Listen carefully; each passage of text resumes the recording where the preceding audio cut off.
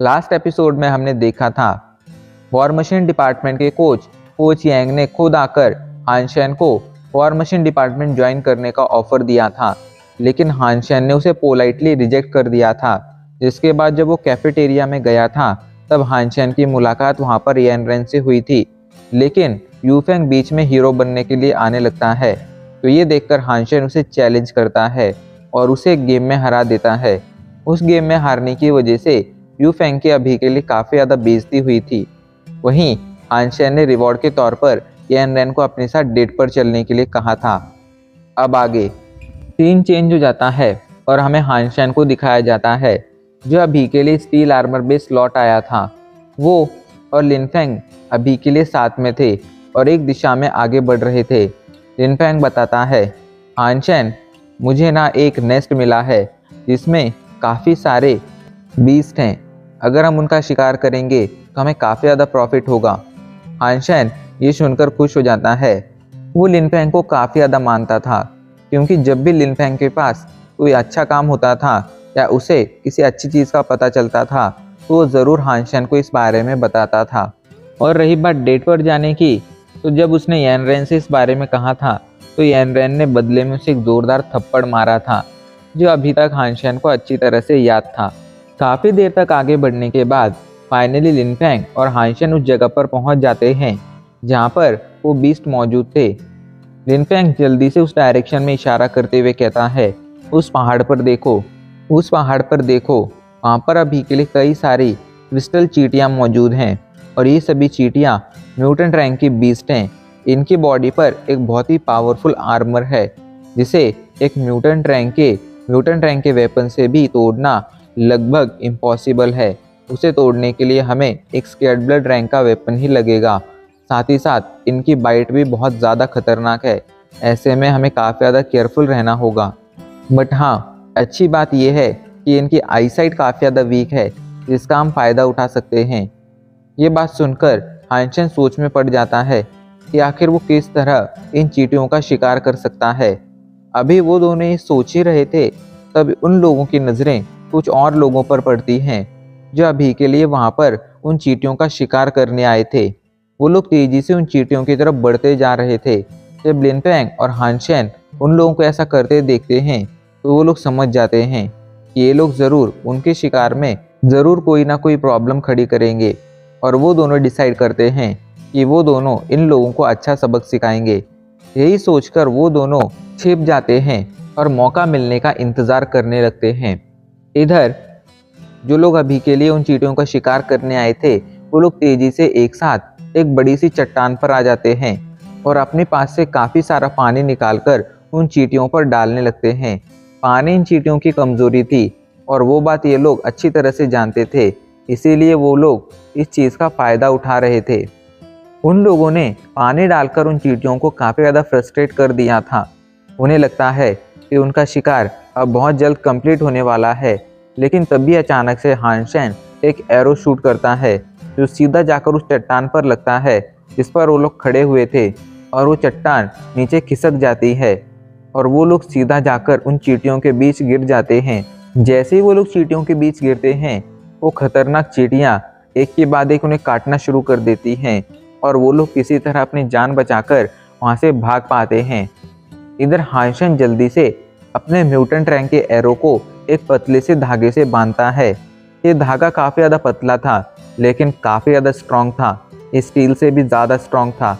ऐसे में हानशेन इसका यूज़ आसानी से कर सकता था। हानशेन जल्दी से एक चींटी की तरफ अपना एम साधता है और मौका मिलते ही उस पर अपने एरो से हमला कर देता है। हानशेन का एरो सीधा जाकर उस चींटी की बॉडी में जो गैप्स थे उनमें लगता है और एक ही हमले में वो म्यूटेंट रैंक की चींटी मारी जाती है और हानशेन को अपने पहले ही शिकार पर एक म्यूटेंट रैंक की बीस्ट सोल हासिल हो जाती है। हानशेन की आर्चरी स्किल ने लिनफेंग को भी चौंका दिया था। हानशेन ने बिल्कुल उस चींटी के गैप में मारा था। ऐसे में हानशेन का एम कितना क्लियर था ये इस बात से समझा जा सकता था। हानशेन जल्दी से उस चींटी को अपनी तरफ खींच लेता है और एक के बाद एक और भी चींटियों का शिकार करना शुरू कर देता है। वो लोग जितनी चींटियों का शिकार कर रहे थे उतनी ही चींटियों को खाते भी जा रहे थे, जिस वजह से उनकी म्यूटेंट रैंक की जीन पॉइंट्स लगातार बढ़ते जा रहे थे। लिन फैंग तो अभी के लिए काफ़ी ज़्यादा खुश था। बिना कुछ किए ही उसके म्यूटेंट रैंक के जीन पॉइंट्स बढ़ते जा रहे थे, जो काफ़ी अमेजिंग बात थी। अभी वो लोग खुश हो ही रहे थे, तभी अचानक से उनकी नज़र एक बड़ी सी चींटी पर पड़ती है और वो लोग तुरंत समझ जाते हैं कि ये चींटी एक स्केर्डबर्ड रैंक का बीस्ट है। अभी के लिए वो लोग काफ़ी ज़्यादा परेशान हो चुके थे, क्योंकि दोनों ही अच्छी तरह से समझ सकते थे कि ये चींटी कितनी ज़्यादा पावरफुल होगी। एंड ये बात भी थी कि इस चींटी की कोई कमज़ोरी नहीं थी, क्योंकि स्केर्डबर्ड रैंक का होने की वजह से इसकी आईसाइट ज़रूर स्ट्रांग होने वाली थी। यही सोचकर लिन फैंग कहता है, हमें अब आगे क्या करना चाहिए? तो इस पर हान सेन कहता है, अभी के लिए तुम यहाँ से जाओ, मैं मौका देखकर इसका शिकार करूँगा। ये कहकर वो लिन फैंग को वहाँ से जाने के लिए कहता है। लिन फैंग को हान सेन पर पूरा भरोसा था, इसलिए तुरंत हान सेन की बात मान जाता है। इधर हान सेन जल्दी से खुद को फेरी क्वीन में बदलता है और स्पार्टिकल्स का यूज़ करते हुए तेजी से उस स्केर्डबर्ड रैंक की चींटी की तरफ बढ़ने लगता है। रास्ते में काफ़ी सारे म्यूटेंट रैंक की चींटियां आकर उसका रास्ता रोकने की कोशिश करने लगती हैं, लेकिन हान सेन स्पार्टिकल्स का यूज़ करके अपनी स्पीड काफ़ी ज़्यादा बढ़ा लेता है। साथ ही साथ उन चींटियों के हमले को आसानी से डॉज भी कर देता है। पार्टिकल्स सीखने का उसे काफ़ी ज़्यादा फ़ायदा हुआ था एंड इस बात से हान सेन काफ़ी खुश भी था। कुछ ही पलों में हान सेन उस स्केर्डबर्ड रैंक की चींटी की तरफ पहुंच जाता है। वो अब उससे कुछ ही मीटर दूर बचा था। जल्दी से हान सेन अपना एरो और बो निकालता है और उस पर एम साधकर सीधा उसके मुंह में अपने एरो से हमला कर देता है। हान सेन का एरो सीधा जाकर उसके मुंह में घुस जाता है और एक ही हमले में वो स्केर्डबर्ड रैंक की चींटी मारी जाती है। वहीं स्केर्डबर्ड रैंक की चींटी के मरते ही वो म्यूटेंट रैंक की चींटियां इधर उधर भागने लगती हैं। हान सेन मौका देखकर स्केर्डबर्ड रैंक की उस चींटी को उठाता है और वहां से दूर आ जाता है। सेफ जगह पर पहुंचने के बाद हान सेन उस चींटी को नीचे रख देता है। हान सेन की काबिलियत ने अभी के लिए लिन फैंग को चौंका दिया था। वो हान सेन से पूछता है, क्या तुम्हें इसकी स्केर्डबर्ड बीस्ट सोल हासिल हुई है? तो हान सेन कहता है, हाँ, मुझे इसकी स्केर्डबर्ड रैंक की बीस्ट सोल हासिल हुई है। तो लिन फैंग कहता है, क्या तुम मुझे उसे बेचोगे? अगर तुम मुझे उसे बेचोगे तो उसके बदले में मैं तुम्हें एक सुपर बायोलॉजिकल वॉर मशीन दूंगा। इस पर हान सेन चौंक कर पूछता है, आखिर ये किस तरह की वॉर मशीन है? तो लिन फैंग उसे बताना शुरू कर देता है। सुपर बायोलॉजिकल वॉर मशीन एक प्रोटोटाइप है, लेकिन प्रोटोटाइप होने के बावजूद ये काफ़ी ज़्यादा पावरफुल है। सबसे बड़ी खासियत है इसका साइज़। बाकी की वॉर मशीन बहुत बड़ी होती हैं, लेकिन ये सुपर बायोलॉजिकल वॉर मशीन एक ब्रीफ केस में भी रखी जा सकती है। साथ ही साथ अभी के लिए वॉर मशीन लॉन्च भी नहीं हुई है, ऐसे में इसे कोई खरीद भी नहीं सकता है। हमारी फैमिली के मिलिट्री में काफ़ी ज़्यादा कनेक्शन है। हम लोग मिलिट्री को काफ़ी अलग अलग तरह के मेटल सप्लाई करते हैं। इस वजह से मुझे ये वॉर मशीन हासिल करने का मौका मिला, वरना ये वॉर मशीन पैसों से भी नहीं खरीदी जा सकती है। हान सेन को अभी के लिए सुपर बायोलॉजिकल वॉर मशीन में काफ़ी ज़्यादा इंटरेस्ट आने लगा था, लेकिन वो किसी भी तरह अपनी स्केर्डबर्ड रैंक की बीस्ट सोल अभी के लिए तो लिन फैंग को नहीं देना चाहता था। इसलिए वो कहता है, लिन फैंग देखो, मैं तुम्हें अभी के लिए तो स्केर्डबर्ड रैंक की बीस्ट सोल नहीं दे सकता हूँ, लेकिन अगर तुम चाहो तो मैं तुम्हें 2 म्यूटेंट रैंक की बीस्ट सोल दे सकता हूँ। ये कहकर हान सेन अपने पास से 2 म्यूटेंट रैंक की बीस्ट सोल बाहर निकालता है, जिनमें से एक उस फॉक्स बीस्ट की बीस्ट सोल थी, जो असल में एक सवारी टाइप की बीस्ट सोल थी, और दूसरी म्यूटेंट रैंक की उस क्रिस्टल चींटी की बीस्ट सोल थी, जो असल में एक आर्मर टाइप की बीस्ट सोल थी। लिन फैंग थोड़ा सोचता है, फिर वो डील के लिए मान जाता है, लेकिन उसने हान सेन से वादा लिया था कि हान सेन जब भी उस स्केर्डबर्ड रैंक के बीस्ट सोल आर्मर को बेचना चाहेगा, तब वो सीधा लिन फैंग के पास आएगा।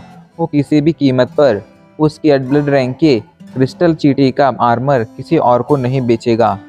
हान सेन ने भी उसकी ये बात मान ली थी, क्योंकि लिन फैंग ने उसकी हमेशा मदद की थी। अभी के लिए हान सेन को अपने स्केर्डबर्ड जीन पॉइंट्स बढ़ाने थे, इस वजह से उसने डिसाइड किया था कि वो लिन फैंग को अपने पास मौजूद उस स्केर्डबर्ड रैंक की क्रिस्टल चींटी के मीट में से हिस्सा नहीं देगा। बदले में वो उसे काफ़ी सारी म्यूटेंट रैंक की चींटियाँ दे देगा। लिन फेंग भी मान गया था। हानशेन जल्दी से अपने पास से उस कैडबरी रैंक की चींटी को बाहर निकालता है, जिसके बाद हानशेन अपने पास से अपने पेट गोल्डन सैंडवर्म को बाहर निकालता है और उसे वो म्यूटेंट रैंक की चींटियां खाने का ऑर्डर देता है। उसका पेट तुरंत जाकर उन चींटियों को खाना शुरू कर देता है। इधर हानशेन को ऐसा करता देख लिन फेंग उससे पूछता है आखिर ये किस तरह का पेट है, तो हानशेन उसे बताता है इसके पास कौन सी एबिलिटी है ये तो मैं भी नहीं जानता हूँ, लेकिन हाँ मैं इतना ज़रूर कह सकता हूँ कि ये काफ़ी ज़्यादा पावरफुल है क्योंकि एक स्केर्ड रैंक का पेट है। हानशेन की बात ने उसे भी चौंका दिया था। लिन फेंग को पहले तो भरोसा नहीं होता है, लेकिन बाद में उसे अपनी कंडीशन पर तरस आने लगता है। वो मन ही मन कहता है हानशेन के पास कई तरह के बीस्ट सोल हैं और वो अपने पेट को म्यूटेंट रैंक का मीट खिला रहा है। वहीं मुझे देखो, मुझे तो अभी के लिए एक म्यूटेंट रैंक की बीस्ट सोल हासिल करना भी काफ़ी ज़्यादा मुश्किल लगता है। खैर, उनका शिकार सफल था और उन्हें इससे काफ़ी ज़्यादा प्रॉफिट भी हुआ था। इस वजह से लिन फेंग काफ़ी ज़्यादा खुश भी था क्योंकि वो जानता था कि वो अकेले किसी भी तरह इन क्रिस्टल चींटियों का शिकार नहीं कर सकता था। इस वजह से उसने हानशेन से कोई आनाकानी नहीं की थी। जब वो लोग टेलीपोर्ट होकर ह्यूमन वर्ल्ड लौट आते हैं तो लिन फेंग अपने वादे के मुताबिक हानशेन को अभी के लिए वो सुपर बायोलॉजिकल वॉर मशीन दे देता है। हानशेन उसे लेकर अपने मिलिट्री स्कूल में जाता है और मौका देखकर जंगलों में जाकर जल्दी से उस वॉर मशीन को बाहर निकालता है। अभी के लिए उसके सामने एक ब्रीफ केस रखा था। हानशेन जल्दी से उस ब्रीफ केस को खोल देता है। उस ब्रीफ केस के अंदर एक अजीब सा लिक्विड था। हानशेन जैसे ही उसे खोलता है तो एक स्कैनर आकर पहले हानशेन की बॉडी को पूरी तरह से स्कैन करता है। जैसे ही स्कैन कंप्लीट होता है वो लिक्विड अचानक से ही उस ब्रीफ केस से बाहर आता है और हानशेन की पूरी बॉडी को कवर करना शुरू कर देता है। अगले कुछ ही सेकंड में हानशेन की पूरी बॉडी एक वाइट कलर के या कहो सिल्वर कलर के एक वॉर मशीन से कवर्ड हो जाती है। अभी के लिए एक प्रोटोटाइप वॉर मशीन थी, इस वजह से इसमें वेपन सिस्टम नहीं था, लेकिन इसकी स्पीड और इसकी क्वालिफिकेशंस किसी नॉर्मल वॉर मशीन से काफ़ी ज़्यादा थी। हानशेन इस वॉर मशीन को ट्राई कर देखता है और वो इससे काफ़ी ज़्यादा खुश हो जाता है क्योंकि इस वॉर मशीन ने उसकी एक्सपेक्टेशन से कई गुना ज़्यादा अच्छा परफॉर्म किया था। हानशेन ने इस वॉर मशीन का नाम सिल्वर किलर रखा था। असल में इसका नाम सिल्वर किलर ही था। हानशेन कुछ और देर तक उसे ट्राई करता है और कुछ और देर तक उसे ट्राई करने के बाद उसे इसका यूज़ करने में और ज़्यादा मज़ा आने लगता है। इधर हमें रिपोर्टर फैंग को दिखाया जाता है जो अभी के लिए ब्लैक हॉक मिलिट्री स्कूल आया था। वो असल में यहाँ पर हर साल होने वाले कॉम्पिटिशन्स को लाइव टेलीकास्ट करने आया था। उसके साथ उसका एक असिस्टेंट भी था। वो अपने असिस्टेंट से पूछता है आखिर कौन सा department black hawk military school में पॉपुलर है, तो उसका असिस्टेंट कहता है अगर कंडीशन देखी जाए तो पूरे ब्लैक हॉक मिलिट्री स्कूल में अभी के लिए काफ़ी सारे डिपार्टमेंट पॉपुलर हैं, लेकिन सबसे ज़्यादा पॉपुलर हेवन हैंड डिपार्टमेंट है क्योंकि उसमें यैनरेन है।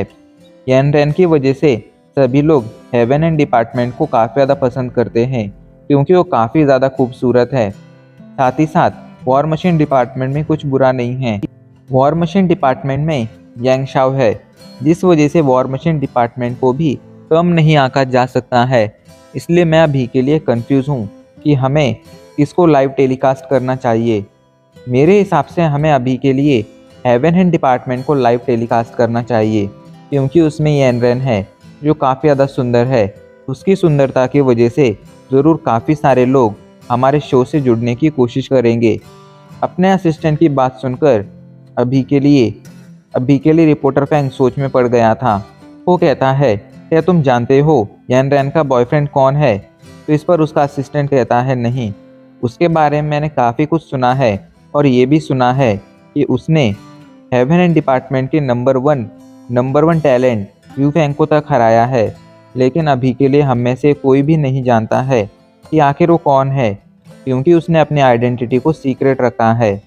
अभी के लिए रिपोर्टर फैंग सोच में पड़ चुका था कि आखिर उसे किस शो को लाइव टेलीकास्ट करना चाहिए। उसके पास काफ़ी सारे ऑप्शन थे, ऐसे में उसे समझ नहीं आ रहा था कि उसे किस ऑप्शन को चूज़ करना चाहिए।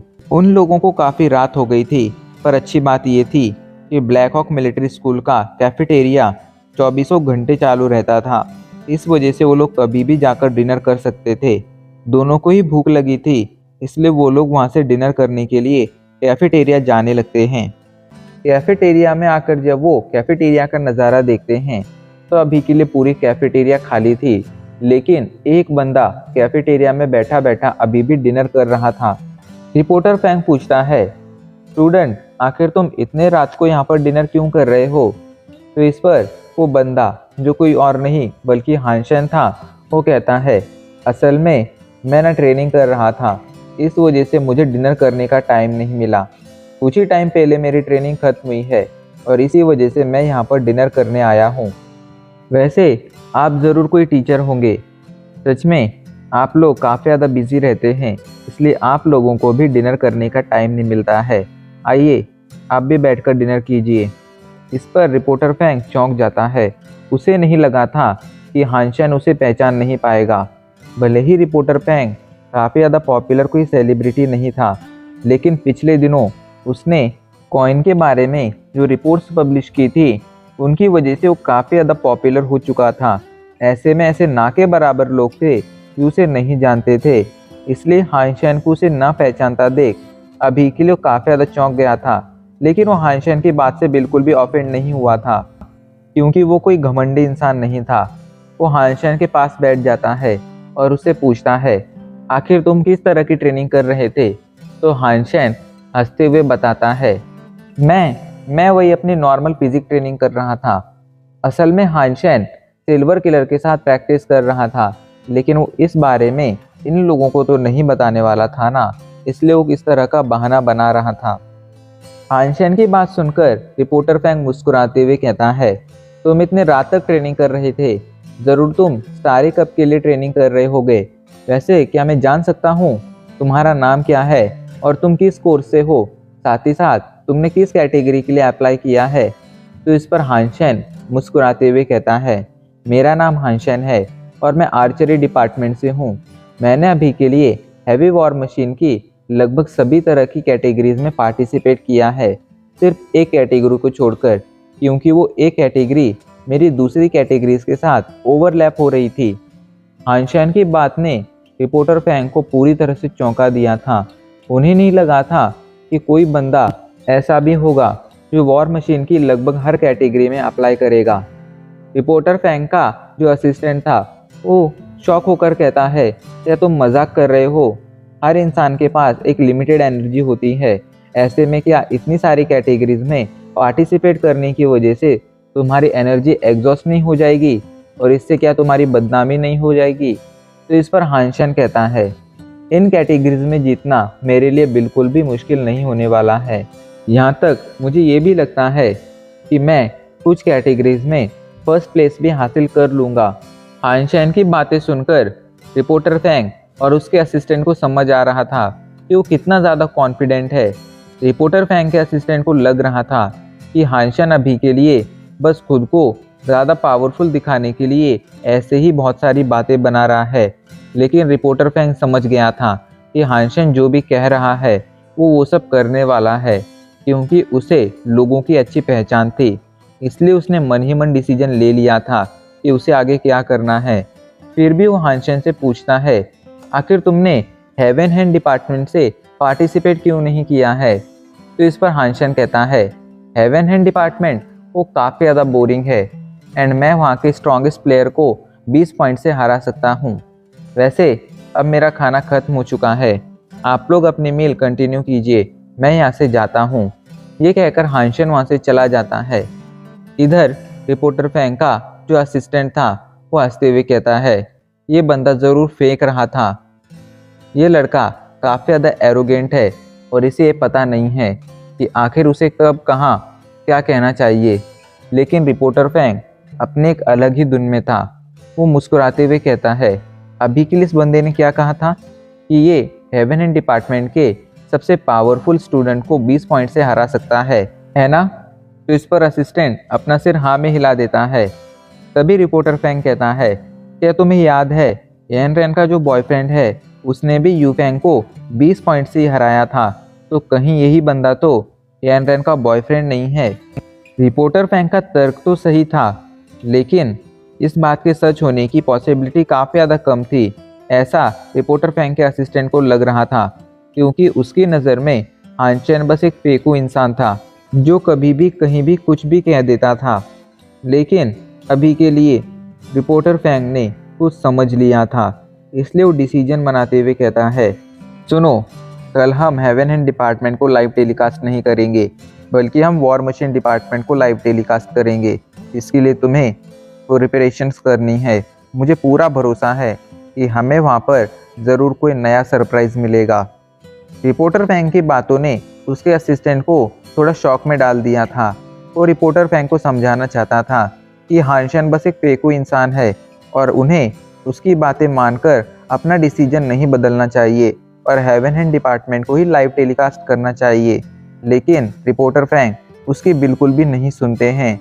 उनका इंट्यूशन कह रहा था कि ज़रूर उन्हें कोई बड़ा सरप्राइज़ मिलने वाला है, और अपने इंट्यूशन से ज़्यादा उन्हें अपनी फीलिंग पर भरोसा था।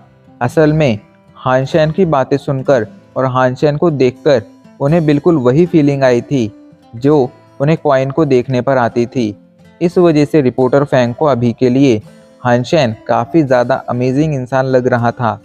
अब सीन चेंज हो जाता है और हमें अगले दिन का सीन दिखाया जाता है। आज स्टारी कप कंपटीशन था। हान चैन स्टारी कप कंपटीशन में पार्टिसिपेट करने जा ही रहा था, तभी रास्ते में उसकी मुलाकात यान रैन से हो जाती है। वो यान रैन से बातें करने लगता है, लेकिन हान चैन को अपने से बातें करता देख भी यान रैन उसे इग्नोर कर देती है। यान रैन को खुद को इग्नोर करता देख हान चैन जल्दी से उसका हाथ पकड़ लेता है, तो ये देखकर यान रैन को गुस्सा आ जाता है। वो गुस्से में कहती है, लड़के, आखिर तेरी मेरा हाथ पकड़ने की हिम्मत कैसे हुई? तू मेरे साथ इस तरह का बिहेव कर रहा है, मतलब ज़रूर तू कोई अच्छा इंसान नहीं है। तो इस पर हान चैन कहता है, मैंने तुमसे पिछली बार डेट के लिए पूछा था तो तुमने इस तरह मना क्यों कर दिया था? उल्टा तुमने तो मेरे गाल पर थप्पड़ मारा था। आखिर तुमने ऐसा क्यों किया? ये बिल्कुल भी अच्छी बात नहीं है। मैं तुम्हारा बॉयफ्रेंड हूँ और तुम मेरे साथ इस तरह बिहेव कर रही हो। तो इस पर यान रैन गुस्से में कहती है, पिछली बार डेट पर जाने का प्लान तुम्हारा था, मैंने उसके लिए हाँ नहीं बोला था, तो ऐसे में तुम उसके लिए मुझे ब्लेम नहीं कर सकते हो। इस पर हान चैन मुस्कुराते हुए कहता है, तो अगर मैंने स्टारी कप में खुद को काबिल साबित कर दिया तो क्या तुम मेरी गर्लफ्रेंड बनोगी? तो इस पर यान रैन हंसते हुए कहती है, क्या तुम्हें सच में लगता है कि स्टारी कप को जीतना इतना ज़्यादा आसान होने वाला है? तो इस पर हान चैन कहता है, गर्लफ्रेंड बनने के साथ साथ तुम्हें मुझे किस भी देनी होगी। तो यान रैन को भी अब गुस्सा आ जाता है और वो गुस्से में आगे आकर एक प्लान बनाते हुए कहती है, ठीक है, तो चलो हम एक शर्त लगाते हैं। अगर तुम स्टारी कप के इन्हीं 5 कैटेगरीज में फर्स्ट आ जाते हो तो मैं तुम्हारी गर्लफ्रेंड बन जाऊंगी, साथ ही साथ शर्त के मुताबिक तुम्हें किस भी दूंगी। लेकिन अगर तुम फेल हुए तो तुम्हें मेरी हर बात माननी होगी और मेरा नौकर बनकर रहना होगा।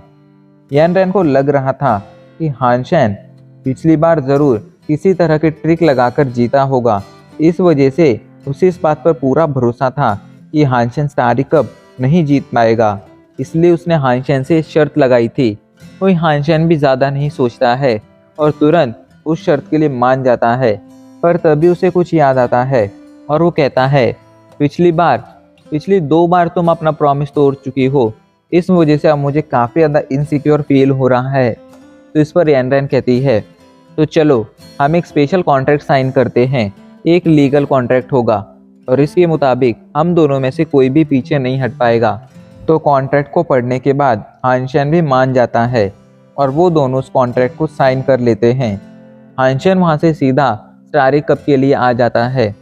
इधर अभी के लिए हमें रिपोर्टर फैंग को दिखाया जाता है, जो अभी के लिए लाइव टेलीकास्ट कर रहा था।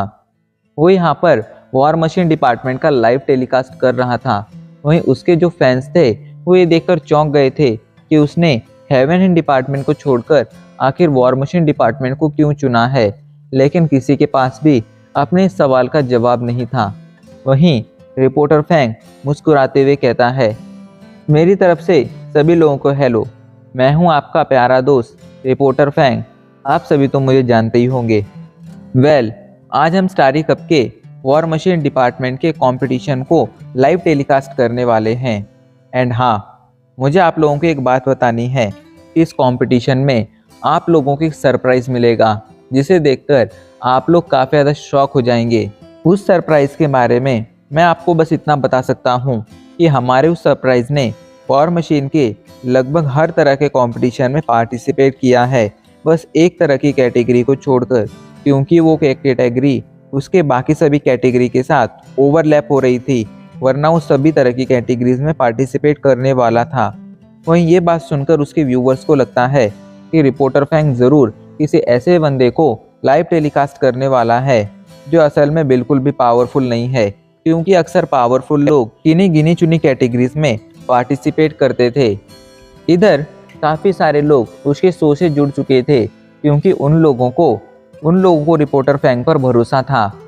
नॉर्मल स्टूडेंट्स ही नहीं, बल्कि यानरन खुद भी अभी के लिए उसके शो से जुड़ चुकी थी, क्योंकि वो वहाँ पर हान शेन की परफॉर्मेंस देखना चाहती थी। उसे पूरा भरोसा था कि हान शेन एक कंपटीशन नहीं जीतने वाला है, लेकिन फिर भी वो कोई कसर नहीं छोड़ना चाहती थी और हर एक चीज़ को अपनी आंखों से खुद ऑब्जर्व करना चाहती थी, ताकि हान शेन बाद में उसे किसी भी चीज़ का हवाला देकर फंसा ना सके। सबसे पहली कैटेगरी थी रेसिंग कैटेगरी, और इसका कंपटीशन अगले कुछ ही पलों में शुरू होने वाला था। रिपोर्टर फैंग अपनी एंकरिंग के लिए पूरी तरह से तैयार था। उसके व्यूवर्स गौर से उन वॉर मशीन्स को देख रहे थे जो लाइन बाय लाइन खड़ी हुई थी।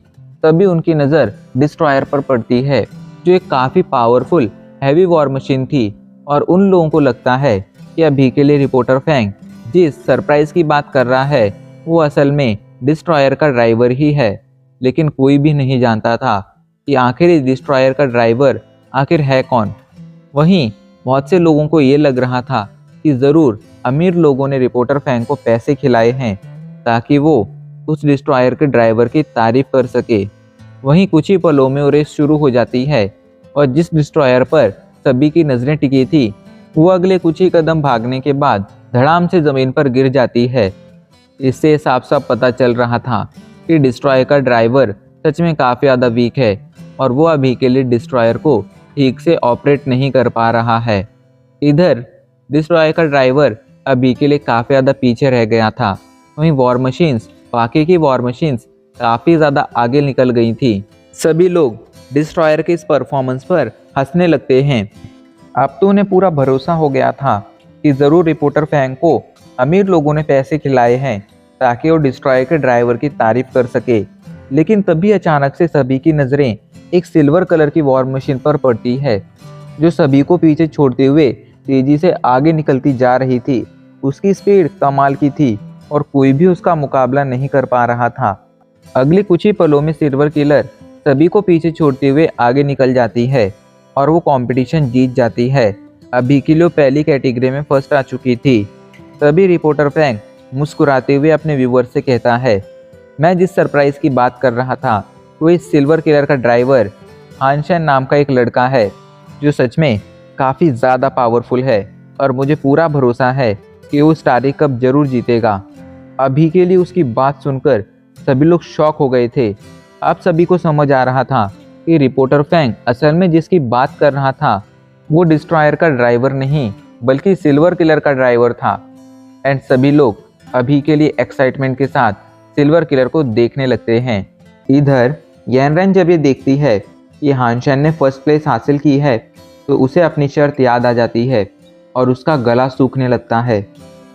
वहीं रिपोर्टर फैंग मन ही मन कहता है, हान शेन, तुमने मेरी उम्मीद से कई गुना ज़्यादा अच्छा परफॉर्म किया है।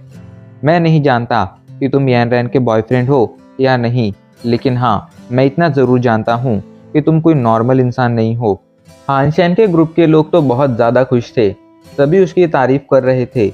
मोटू को भी अब हान शेन से हारने का कोई गम नहीं था, क्योंकि वो अच्छी तरह से समझ गया था उसके और हान शेन का कोई कंपटीशन ही नहीं है।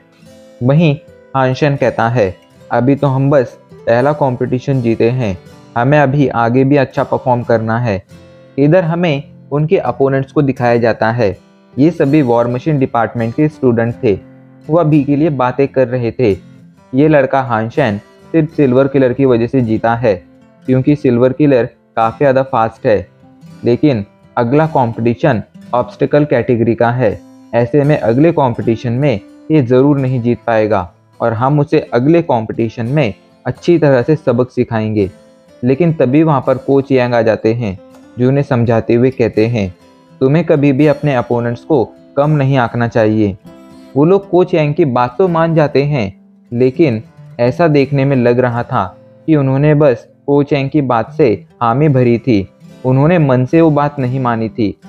इधर कोच यांग मन ही मन कहते हैं, हानशेन, मेरे डिपार्टमेंट के सभी स्टूडेंट तुमसे काफ़ी औसत दर्जे के हैं, लेकिन अगर तुम उन्हें अच्छा सबक सिखाते हो तो इसका मतलब ये होगा कि मैंने तुम्हारे बारे में जो अंदाज़ा लगाया था वो बिल्कुल भी गलत नहीं था।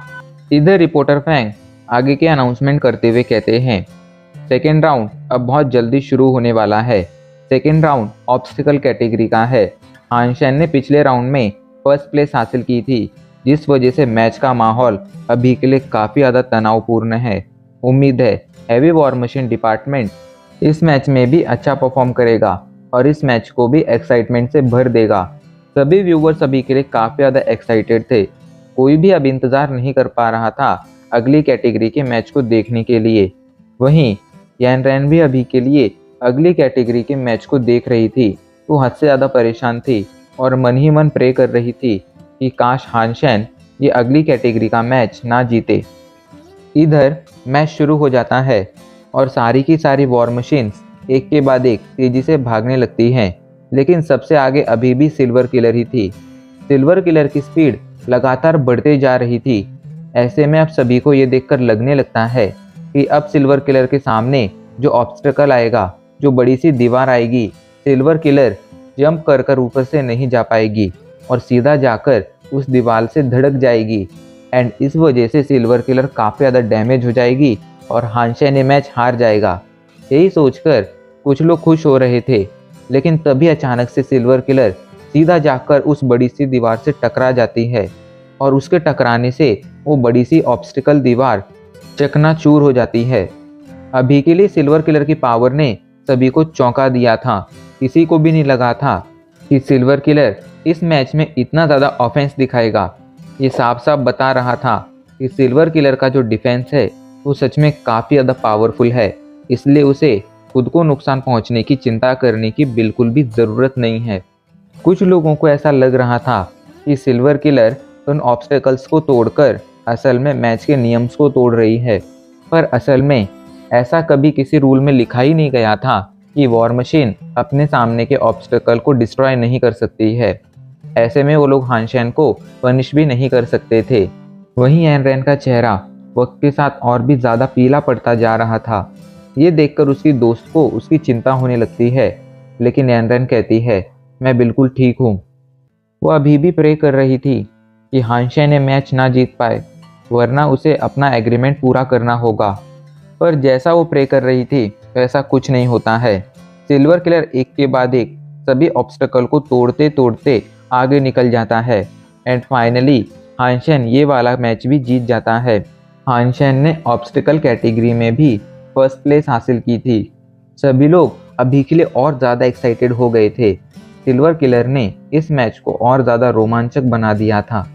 वहीं यान रैन जब भी देखती है तो गुस्से में कहती है कि सारे के सारे वेटरन्स एक न्यूबी से हार गए हैं, ये लोग किसी काम के नहीं हैं, इन्हें वॉर मशीन डिपार्टमेंट छोड़ देना चाहिए और अपनी इस हार पर इन्हें शर्म आनी चाहिए। वहीं उसकी ये बात सुनकर अभी के लिए यूफेंग और उसकी दोस्त चौंक जाते हैं। उसकी दोस्त कहती है, यान रैन आखिर तुम्हें हो क्या रहा है, तुम इतने अजीब तरह से क्यों बिहेव कर रही हो। ये सुनकर यान रैन को अचानक से बहुत ज़्यादा गुस्सा आ जाता है। वो गुस्से में सभी के सभी क्लब मेंबर से कहती है, अभी के लिए इस मैच को देखना बंद करो, हमारा भी मैच है और हमें उस पर जाकर फोकस करना चाहिए। उसकी बात सुनकर उसके सभी क्लब मेंबर्स अपने मैच के लिए चले जाते हैं। यान रैन भी उनके साथ वहाँ से चली जाती है। इधर हानशेन की जीत से उसके टीममेट्स अब और ज़्यादा खुश हो गए थे। उन्हें पूरा भरोसा हो गया था कि आगे की कॉम्पिटिशन्स भी वही जीतेंगे। हानशेन की जगह कोई और होता तो उसे अपनी जीत पर काफ़ी ज़्यादा घमंड होता, पर हानशेन अभी भी अपनी जीत से काफ़ी ज़्यादा शांत था। उसके मन में किसी तरह का कोई घमंड नहीं था। अब सीन चेंज हो जाता है और हमें कुछ देर बाद का सीन दिखाया जाता है। एक कमरे में अभी के लिए कोच यांग गुस्से में कहते हैं, आखिर आप अचानक से रूल्स कैसे चेंज कर सकते हैं। असल में स्टार ऑर्गेनाइजेशन ने अभी के लिए रूल्स चेंज कर दिए थे। अगली कैटेगरी कॉम्बैट कैटेगरी थी। ऐसे में हर साल कॉम्बैट कैटेगरी के मैच वर्चुअल मैच होते थे, जहां पर सभी अपनी वॉर मशीन्स को स्कैन करते थे और उनका जब वर्चुअल वर्जन बन जाता था तब जाकर वो अपने अपने इस वर्चुअल वर्जन से सामने वाले अपोनेंट से फाइट किया करते थे। लेकिन अभी के लिए स्टार ऑर्गेनाइजेशन ने इस मैच को एक रियल मैच में बदल दिया था। ऐसे में सभी के सभी वॉर मशीन्स रियलिटी में आपस में लड़ने वाली थी। साथ ही साथ उन्होंने एक इम्पॉर्टेंट चेंज भी किया था और वो चेंज ये था कि अभी के लिए जो ये अगला मुकाबला होगा, मतलब अगली कॉम्बैट कैटेगरी का जब एक कंपटीशन होगा, वो एक ग्रुप टाइप का कंपटीशन होगा, ना कि सोलो। इस बात ने कोच यांग को गुस्सा दिला दिया था, क्योंकि वो साफ साफ समझ रहे थे कि अभी के लिए स्टार ऑर्गेनाइजेशन ऐसा कर कर हानशेन और उसके सिल्वर किलर को टारगेट कर रही है। इवेंट होस्टर से बात करते हुए वो पुराने रूल्स दोबारा से अप्लाई करने के लिए कहते हैं, लेकिन इवेंट होस्टर उनकी बात नहीं मानता है। एंड फाइनली अगली कैटेगरी का मैच भी शुरू होने का टाइम होने लगता है। इधर जब सभी को पता चलता है स्टार ऑर्गेनाइजेशन ने ये 2 चेंजेस किए हैं, तो सभी को समझ आने लगता है कि स्टार ऑर्गेनाइजेशन ने ज़रूर ऐसा इसलिए किया है क्योंकि वो लोग अभी के लिए सिल्वर किलर से डर गए हैं। और दूसरी चीज़, सिल्वर किलर स्टार ऑर्गेनाइजेशन का प्रोडक्ट नहीं था। ऐसे में अगर सिल्वर किलर पॉपुलर होता तो इससे स्टार ऑर्गेनाइजेशन को कोई फ़ायदा नहीं होता। इस वजह से अभी के लिए वो लोग सिर्फ सिल्वर किलर को टारगेट कर रहे हैं। जब इन रूल्स की खबर हानशेन और उसकी टीम को लगती है तो वो लोग अब एक स्ट्रैटेजी बनाने में लग जाते हैं। उन लोगों ने डिसाइड किया था कि उनके 3 मेंबर्स जो सबसे ज़्यादा पावरफुल हैं और वॉर मशीन्स को कंट्रोल करने में काफ़ी अच्छे हैं, वो सबसे आगे जाएंगे। और आगे जाने वाले 3 मेंबर्स में से पहला था हानशेन, दूसरा था जैंग और तीसरा था मैंग। ये तीनों आगे जाएंगे। इनके साथ साथ मोटू और पतलू भी जाएंगे और ज़रूरत पड़ेगी तो सामने वाले अपोनेंट्स के अटैक को मोटू पतलू खुद पर ले लेंगे और खुद को सेक्रीफाइस कर कर इन तीनों को सेफ रखेंगे। वहीं ये तीनों लड़कियां पीछे रुककर पीछे से हमला करेंगी ताकि वो अपोनेंट को डायरेक्टली आगे आने से रोक सकें। अभी के लिए सभी ने इस प्लान को मान लिया था। सभी को भरोसा था कि इस प्लान के साथ वो लोग आसानी से अपने अपोनेंट्स को हरा देंगे। फाइनली कुछ ही पलों में मैच शुरू हो जाता है।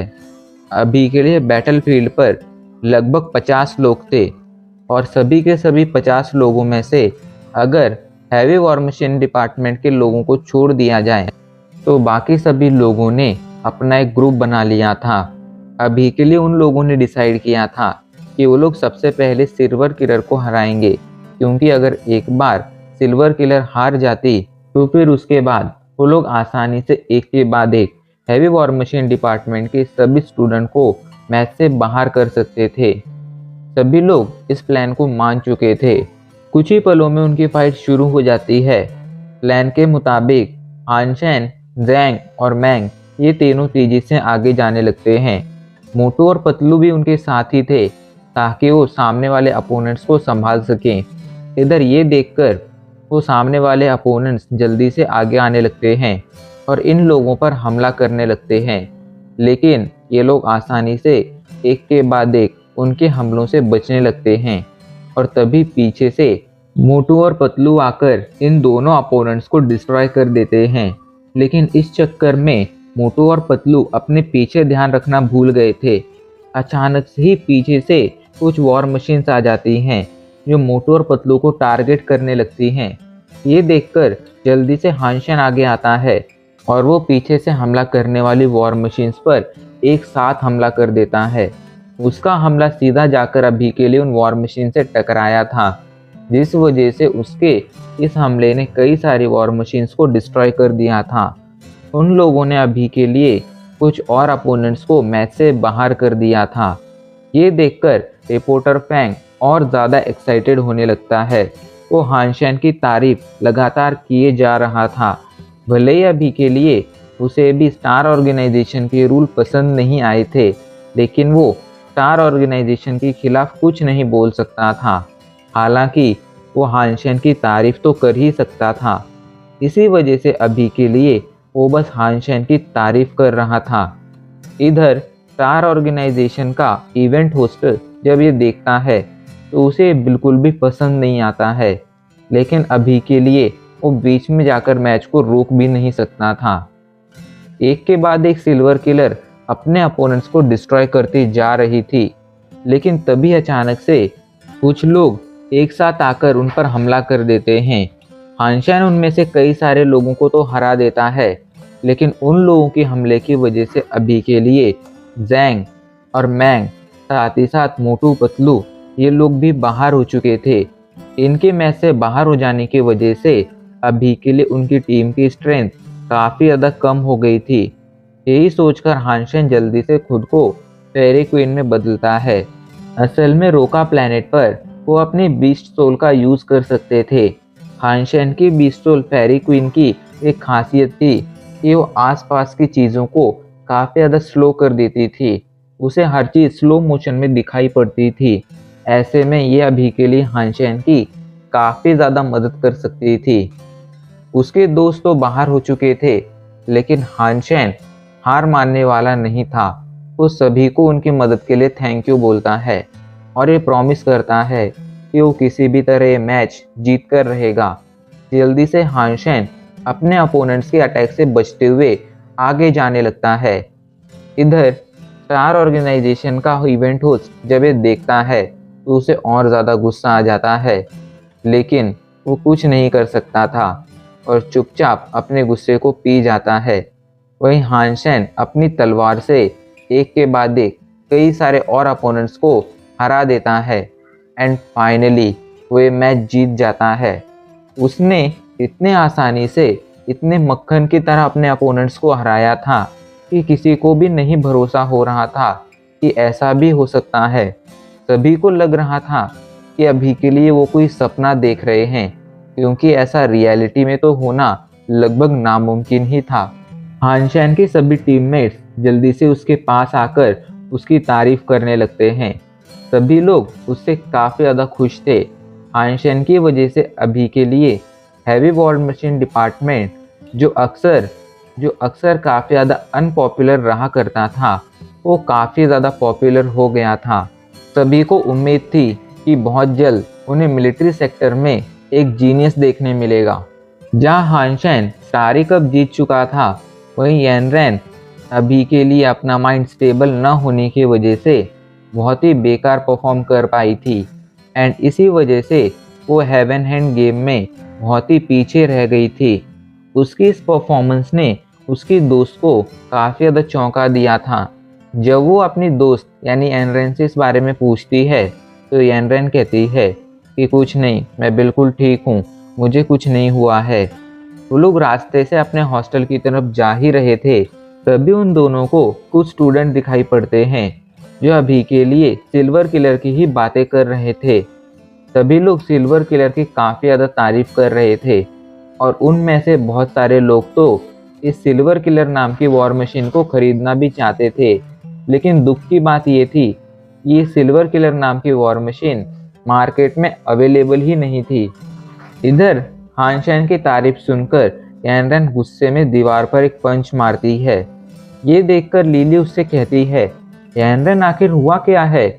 आज तुम मुझे इतना ज़्यादा परेशान क्यों लग रही हो और आज तुम इतना ज़्यादा अजीब बिहेव क्यों कर रही हो? क्या किसी ने तुम्हें परेशान किया है? अगर हाँ तो प्लीज़ मुझे बताओ, मैं सब कुछ संभाल लूँगी। लेकिन यानरेन अजीब तरह से कहती है, लिली मैं बिल्कुल ठीक हूँ, चलो हम जाकर पहले कुछ खाते हैं। उसके इस अजीब बिहेवियर ने लिली को भी बहुत ज़्यादा चौंका दिया था। वो अभी के लिए काफ़ी ज़्यादा गुस्से में थी। उसकी ये दोस्त उसे आज बहुत ज़्यादा परेशान कर रही थी। सीन बदल जाता है और अभी के लिए हमें एक जगह का सीन दिखाया जाता है। ये एक रिसर्च लेबोरेटरी थी। यहाँ पर दो लोग अभी के लिए हानशेन का स्टारी कप का वीडियो देख रहे थे। एक इंसान कहता है, ये तो हमारा T9 प्रोटोटाइप है ना। तो इस पर दूसरा इंसान कहता है, हाँ प्रोफेसर, आप बिल्कुल सही कह रहे हैं, ये ज़रूर हमारा T9 प्रोटोटाइप ही है। कंफर्मेशन मिलते ही प्रोफेसर टैंग कहते हैं, वो बंदा जो इसे ऑपरेट कर रहा है वो ब्लैक हॉक मिलिट्री स्कूल का फर्स्ट ईयर का स्टूडेंट हानशेन है। उसने वॉर मशीन के लगभग हर एक कंपटीशन में फर्स्ट प्लेस हासिल की है। ये सुनकर जो दूसरा इंसान जिसका नाम इंचार्ज चैंग है वो सोच में पड़ जाता है और कहता है, क्या एक अनइवॉल्व इंसान सच में इतने अच्छे से हमारे T9 प्रोटोटाइप को कंट्रोल कर सकता है। तो इस पर प्रोफेसर कहते हैं, देखो, मुझे भी जब पता चला था तब मैं भी शॉक हो गया था, लेकिन ये मैच काफ़ी सारे लोगों ने देखा है। ऐसे में ये बात पूरी तरह से कंफर्म है कि ये बंदा ज़रूर हमारे T9 प्रोटोटाइप को ऑपरेट कर रहा था। और मुझे दूसरी बात ये पता चली है कि ये हानशेन नाम का जो ये लड़का है वो असल में क्विंजुआन के लोगों में से एक है। ये सुनकर इंचार्ज शॉक हो जाते हैं। तभी प्रोफेसर कहते हैं, इसलिए मैंने डिसाइड किया है कि हम उसे अपना अगला स्पोक्स पर्सन बनाएंगे। तभी सीन चेंज हो जाता है और हमें कुछ घंटों बाद का सीन दिखाया जाता है। अभी के लिए यैनरेन अजीब से कपड़ों में कहीं जा रही थी और हमें पता चलता है कि असल में अब से कुछ घंटों पहले यैनरेन के पास हानशेन का कॉल आया था और उसने यैनरेन को कहा था कि अब तुम्हें अपनी शर्त पूरी करनी होगी। यैनरेन पहले तो नहीं करना चाहती थी, लेकिन वो अपने एग्रीमेंट से पीछे भी नहीं हट सकती थी, इसलिए सबसे छिपते छिपाते वो अभी के लिए यहाँ पर आई थी। वो काफ़ी ज़्यादा नर्वस थी क्योंकि हानशेन ने उसे कैफेटेरिया के एंट्रेंस पर बुलाया था। इस वजह से उसे अभी के लिए काफ़ी ज़्यादा चिंता थी कि कहीं कोई उसे वहाँ पर देख ना ले। कुछ ही पलों में वो हानशेन के पास पहुँच जाती है। हानशेन उसे देखकर कहता है, तुम बहुत जल्दी आ गई, लगता है तुम मुझे काफ़ी बुरी तरह से मिस कर रही थी। वैसे तुमने इतने अजीब कपड़े क्यों पहने हैं यैनरेन? जैसे ही हानशेन यैनरेन कहता है, यैनरेन जल्दी से उसका मुंह बंद कर लेती है और गुस्से में कहती है, चुप रहो, अगर तुमने एक और बार चिल्लाया तो मैं तुम्हारा मुंह तोड़ दूंगी। अभी के लिए हानशेन का मुंह उसने बंद कर दिया था। उसके अचानक से इस एक्शन से हानशेन चौंक गया था। तभी यैनरेन को कुछ याद आता है और वो हानशेन से पूछती है, मुझे तुमसे एक सवाल पूछना है, आखिर हमारे ब्लैक हॉक मिलिट्री स्कूल के सर्वर पर तुम्हारा हेवन एंड गेम के लिए आईडी नेम क्या है? तो इस पर हानशेन मुस्कुराते हुए कहता है, माय जीएफईज यैनरेन के अलावा क्या और कोई आईडी नेम हो सकता है? तो यैनरेन को अब ये बात कंफर्म हो जाती है कि हानशेन ही वो बंदा है जो माय जीएफईज यैनरेन ये आईडी ओन करता है। तभी हानशेन कहता है, यैनरेन अब समय आ गया है अपना प्रॉमिस पूरा करने का, तुम अपने प्रॉमिस से भाग नहीं सकती हो।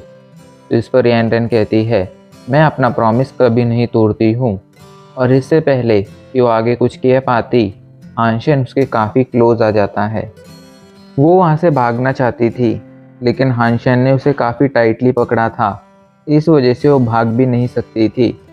अभी वो लोग किस कर ही रहे थे, तभी वहाँ पर कुछ लोग आ जाते हैं। इनमें से एक यैनरेन की फ्रेंड लिली भी थी, जो उन दोनों को पब्लिक प्लेस पर ऐसा करता देख गुस्से में कहते हैं, आखिर तुम दोनों यहाँ पर क्या कर रहे हो? क्या तुम्हें समझ नहीं आता है कि एक पब्लिक प्लेस है और तुम्हें यहाँ पर ऐसा नहीं करना चाहिए? ये देखकर हानशेन जल्दी से यैनरेन को कवर कर लेता है। लिली और वो दोनों लड़कियां इन दोनों की कंप्लेंट करने वहां से चली जाती हैं, लेकिन उन तीनों में से कोई भी नहीं पहचान पाया था कि ये दोनों कोई और नहीं बल्कि हानशेन और यैनरेन हैं। हानशेन को जल्दी से यैनरेन दूर करती है और वहां से भाग जाती है। अभी के लिए हानशेन भी वहां से अपने कमरे में आ जाता है और मन ही मन कहता है, ये लड़की काफ़ी ज़्यादा शर्मीली है, मुझे उसके साथ और ज़्यादा समय बिताना चाहिए। हानशेन थोड़ी देर रेस्ट करता है और फिर वहाँ से सीधा टेलीपोर्ट होकर स्टील आर्मर बेस आ जाता है। स्टील आर्मर बेस आकर जब वो अपने पेट को देखता है तो चौंक जाता है, क्योंकि उसका पेट म्याउथ अब इवॉल्व हो चुका था। हानशेन म्याउथ को इवॉल्व देखकर काफ़ी ज़्यादा चौंक गया था। वो काफ़ी ज़्यादा खुश भी था। वो जल्दी से म्याउथ को अपना अपग्रेड फॉर्म दिखाने के लिए कहता है, और उसका अपग्रेड फॉर्म देखकर तो हानशेन की आंखें खुली की खुली रह जाती हैं, क्योंकि म्याउथ का अपग्रेड फॉर्म असल में एक ब्लैक कलर का टाइगर था। ये टाइगर काफ़ी ज़्यादा बड़ा था और इसकी पावर अच्छी तरह समझी जा सकती थी, क्योंकि ये एक स्केयर्डब्लड रैंक का पेट था। और ख़ास बात ये थी कि इसके पास जो एबिलिटी थी वो कॉम्बैट एबिलिटी थी। ऐसे में हानशेन को आगे चलकर शिकार में काफ़ी ज़्यादा मदद मिलने वाली थी। हानशेन अब ज़्यादा नहीं सोचता है। वो जल्दी से खुद को कॉइन में बदलता है और म्याउथ के साथ डेविल डेजर्ट के लिए रवाना हो जाता है। कुछ दिनों के सफ़र के बाद फाइनली वो डेविल डेजर्ट पहुंच गया था। म्याउथ की स्पीड ने उसे भी चौंका दिया था, क्योंकि म्याउथ की स्पीड एक म्यूटेंट रैंक की सवारी से कई गुना ज़्यादा थी। ऐसे में हानशेन आगे चलकर इस स्पीड के साथ बहुत जल्द अपने डेस्टिनेशन पर पहुंच सकता था। तभी हानशेन को एक प्रिमिटिव रैंक का बीस्ट दिखता है। वो जल्दी से म्याउथ से उस पर हमला करने के लिए कहता है। ऑर्डर मिलते ही म्याउथ तुरंत जाकर उस पर हमला कर देता है, और उसकी एक ही हमले में वो प्रिमिटिव रैंक का सैंड स्नेक मारा जाता है। अभी के लिए म्याउथ की पावर ने हानशेन को बहुत ज़्यादा खुश कर दिया था। अब उसे समझ आ रहा था कि एक स्केयर्डब्लड रैंक का पेट होना कितनी अच्छी बात थी, क्योंकि ऐसे में उसकी कॉम्बैट एबिलिटी एंड उसकी पावर लगभग डबल हो जाती थी। अब उसके पास डबल पावर थी, इसलिए हानशेन डिसाइड करता है कि अब वो जाकर उस फॉक्स किंग का शिकार करेगा, और वो म्याउथ के साथ फॉक्स किंग की तलाश में निकल पड़ता है। वो लोग आगे बढ़ते हैं तो थोड़ा आगे बढ़ने पर उन्हें अचानक से कई सारे बीस्ट के मरने के निशान दिखाई पड़ने लगते हैं।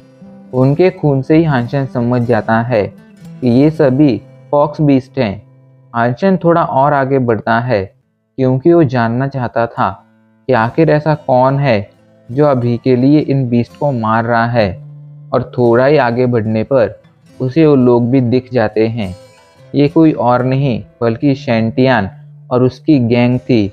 लेकिन अभी के लिए उनमें एक बंदा था जो देखने में एक बॉडी बिल्डर जैसा लग रहा था। उसके हाथ में एक बहुत ही बड़ा सा वेपन था, जो देखने में किसी हथौड़े जैसा था, एक गोल सा हथौड़ा। एंड सबसे खास बात ये थी कि वो बंदा अपने हथौड़े के एक ही हमले से एक म्यूटेंट रैंक के फॉक्स बीस्ट को भी मार सकता था। ऐसे में उसकी पावर समझी जा सकती थी। अभी के लिए शैंटियान भी उस बंदे की पावर से काफ़ी ज़्यादा खुश था। वो हंसते हुए कहता है, ब्रदर गू, आप सच में काफ़ी ज़्यादा पावरफुल हैं एंड आपकी ये पावर सच में एडमायरेबल है। तो इस पर ब्रदर गू कहता है, तुम मेरी कुछ ज़्यादा ही तारीफ़ कर रहे हो। मैं बस थोड़ा लकी था जो मुझे स्केयर्डब्लड रैंक का हथौड़ा मिल गया। वो लोग अब और ज़्यादा शिकार करना शुरू कर देते हैं एंड फाइनली उनके सामने वो फॉक्स किंग भी आ जाता है। शैंटियान हंसते हुए कहता है, तुम लोग अब और नहीं भाग सकते हो। ऐसे में अच्छा यही होगा कि तुम लोग चुपचाप हमारे सामने सरेंडर कर दो। ऐसे में शायद तुम्हें थोड़ी कम दर्दनाक मौत मिले। शैंटियान के चेहरे पर अजीब सी ईविल स्माइल थी। इधर हानशेन जो दूर से ये सब देख रहा था, वो मन ही मन कहता है, ये फॉक्स किंग कोई बेवकूफ़ बीस्ट नहीं है, उल्टा ये तो काफ़ी ज़्यादा समझदार है। ऐसे में आखिर ये शैंटियान के सामने इतने जल्दी और इतने आसानी से कैसे आ गया? ज़रूर कुछ तो गड़बड़ है। इधर वो फॉक्स किंग जब शैंटियान को अपनी तरफ बढ़ते हुए देखता है तो जल्दी से वहीं मौजूद एक गुफा में घुस जाता है। उसे वहां से भागता देख शैंटियान और उसके साथ के लोग उसका पीछा करने लगते हैं।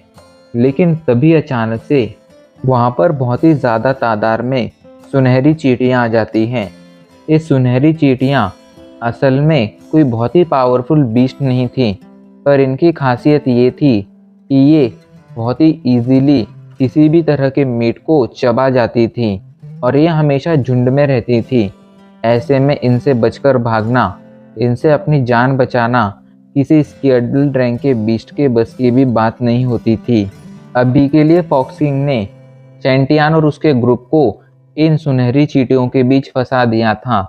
ये सुनहरी चींटियां एक के बाद एक उसके ग्रुप के लोगों पर हमला करने लगती हैं और अगले कुछ ही पलों में उसके ग्रुप के कई सारे मेंबर्स को खा जाती हैं। लेकिन जब वो शैंटियन की तरफ बढ़ने लगती हैं तो बीच में ब्रदर गू आ जाता है, जो अपना बड़ा सा हथौड़ा यूज करता है और अपने उस बड़े से हथौड़े से एक के बाद एक उन चींटियों को कुचलना शुरू कर देता है। उसका वो हथौड़ा काफ़ी ज़्यादा पावरफुल था एंड ब्रदर गू की फिजिक भी काफ़ी ज़्यादा अच्छी थी। ऐसे में वो आसानी से एक के बाद एक उन सभी चींटियों को मारता जाता है और खुद से दूर भगाता जाता है। हानशन जो दूर से ये सब देख रहा था, वह अभी के लिए ब्रदर गू की पावर से शॉक हो गया था। वो मन ही मन कहता है, ये बंदा असल में इंसान है या रोबोट। इधर कुछ ही पलों में ब्रदर गू सेफली शैंटियन और उसके ग्रुप के लोगों को वहां से दूर ले आता है। शैंटियन ब्रदर गू की तारीफ करते हुए कहता है, ब्रदर गू बहुत बहुत थैंक यू, आज तुम्हारी वजह से ही हम लोग सरवाइव कर पाए हैं। अगर तुम नहीं होते तो आज हम जरूर मारे जाते। शैंटियन की तारीफ सुनकर ब्रदर गू भी खुश होने लगता है, लेकिन तभी अचानक से पीछे से शैंटियन के ग्रुप के कुछ लोग आते हैं और वो उसकी बैक पर खंजर से हमला कर देते हैं। शैंटियन के ग्रुप के बाकी सारे लोग उसे बुरी तरह से पकड़ लेते हैं। अभी के लिए उन सभी ने ब्रदर गू को पकड़ रखा था। उन्होंने ब्रदर गू की हालत खराब कर दी थी, क्योंकि उनके हमलों ने ब्रदर गू के लगभग मसल्स को फाड़ दिया था। इस वजह से अब वो ठीक से चल भी नहीं सकता था। ब्रदर गू गुस्से में कहता है, शैंटियन आखिर तुम्हें क्या कर रहे हो? तो इस पर शैंटियन के ग्रुप के लोग कहते हैं, तुम सिर्फ एक कचरे हो, आखिर तुम्हारी हिम्मत कैसे हुई शैंटियन को भाई शैंटियन बोलने की? किस्मत से तुम्हें स्केर्डल रैंक का एक हथौड़ा क्या मिल गया, तुम तो खुद को 30 मारखान समझने लगे। शैंटियन के ऐसे एक्शन ने हानशन को भी चौंका दिया था, लेकिन उसे इस बात की कोई हैरानी नहीं थी कि शैंटियन कभी ऐसा भी कुछ कर सकता है, क्योंकि वो जानता था शैंटियन कोई अच्छा इंसान नहीं है। वो मन ही मन कहता है, ये ब्रदर गू जितना ज़्यादा हट्टा कट्टा है, उसका दिमाग उतना ही ज़्यादा खराब है। वो असल में कभी समझ ही नहीं पाया कि शैंटियन बस उससे उसका हथौड़ा हासिल करना चाहता है। वहीं शैंटियन मुस्कुराते हुए ब्रदर गू से कहता है, ब्रदर गू तुमने अभी ही मेरी जान बचाई है, इसलिए मैं तुम्हें एक ऑफ़र देता हूँ। तुम मुझे अपना उसकी अडल्ट रैंक का हथौड़ा दे दो। अगर तुम इतना करोगे तो मैं तुम्हारी जान बख्श दूंगा, वरना आज तुम यहीं पर मारे जाओगे। तो इस पर ब्रदर को गुस्से में कहता है, चाहे कुछ भी हो जाए, चाहे तुम मुझे मार ही क्यों ना डालो, पर मैं तुम्हें वो हथौड़ा नहीं दूंगा। ये सुनते ही शैंटियन अपने ग्रुप के मेंबर को ब्रदर गू की पिटाई करने के लिए कहता है और उसके ग्रुप के मेंबर एक के बाद एक ब्रदर गू को बुरी तरह से पीटना शुरू कर देते हैं। इधर हानशन जो दूर से ये सब देख रहा था, वो थोड़ा सोच में पड़ जाता है, लेकिन फिर वो डिसाइड करता है कि वो ब्रदर गू की जान बचाएगा। आखिर दुश्मन का दुश्मन दोस्त होता था। हानशन जल्दी से म्याऊथ को एक अलग डायरेक्शन में भागने के लिए कहता है, तो म्याऊथ उस डायरेक्शन में भागने लगता है, लेकिन तभी अचानक से शैंटियन की नज़रें म्याऊथ पर पड़ती हैं और उसे और उसके ग्रुप के मेंबर्स को लगता है कि वो एक स्केर्डल रैंक का बीस्ट है। शैंटियन ज़्यादा कुछ सोचे समझे बिना अपने ग्रुप के बहुत सारे लोगों के साथ उस बीस्ट के पीछे जाने लगता है, लेकिन उसने अपने ग्रुप के 2 मेंबर्स को अभी के लिए ब्रदर गू के पास छोड़ रखा था, ताकि वो लोग ब्रदर गू पर नज़र रख सकें। जब शैंटियन अपने ग्रुप के ज़्यादातर मेंबर्स के साथ वहाँ से दूर चला जाता है, तभी वहाँ पर क्वाइन आ जाता है, जो शैंटियन के ग्रुप के उन दोनों मेंबर्स पर हमला कर उन दोनों को ब्रदर गू से दूर फेंक देता है। और जल्दी से ब्रदर गू को उठाकर वहां से भागने लगता है। ये देखकर शेंटियान जल्दी से पीछे मुड़ता है और कॉइन का पीछा करने की कोशिश करने लगता है, लेकिन तभी कॉइन जल्दी से ब्रदर गू को उठाता है और उड़ते हुए वहां से दूर जाने लगता है। ब्रदर गू काफ़ी ज़्यादा भारी था, ऐसे में कॉइन ज़्यादा देर तक ब्रदर गू को लेकर उड़ नहीं सकता था। यही सोचकर शेंटियान खुश हो रहा था, लेकिन तभी कॉइन जल्दी से म्याऊथ की बॉडी पर जल्दी से ब्रदर गू को रखता है और म्याऊथ के साथ वहाँ से भागने लगता है। जब शेंटियान ने देखता है तो उसका गुस्सा 7वें आसमान पर पहुँच जाता है, लेकिन अभी के लिए वो चाहकर भी कॉइन के साथ कुछ नहीं कर सकता था, क्योंकि कॉइन वहाँ से पहले ही जा चुका था। उसकी नफरत अब कॉइन के लिए और ज़्यादा बढ़ चुकी थी, क्योंकि पहले तो कॉइन ने उससे कई तरह की उसकी बीज तो चुराई थी और साथ ही साथ आज उसका ये शिकार भी चुरा रहा था। इस वजह से अभी के लिए वो काफ़ी ज़्यादा गुस्से में था और उसने कसम खा ली थी कि जब भी उसे मौका मिलेगा वो कॉइन को ज़िंदा नहीं छोड़ेगा।